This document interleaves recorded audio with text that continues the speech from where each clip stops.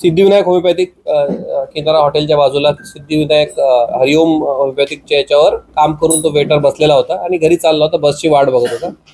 तर त्या दरम्यान 3 मोटरसायकल स्वार एका गाडीवर ट्रिपल सीट आले होते आणि त्याची पिशवी जी होती ते झटापट करण्याचा त्यांनी प्रयत्न केला. त्याच्यामध्ये त्याला आहे का ते झटापट करायला गेले.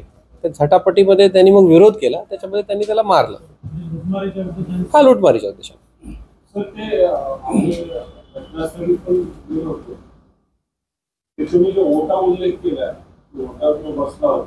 मध्ये त्याला त्यांनी मारलेला आहे. तर हे तिन्ही आरोपी आम्ही अरेस्ट केलेले आहे.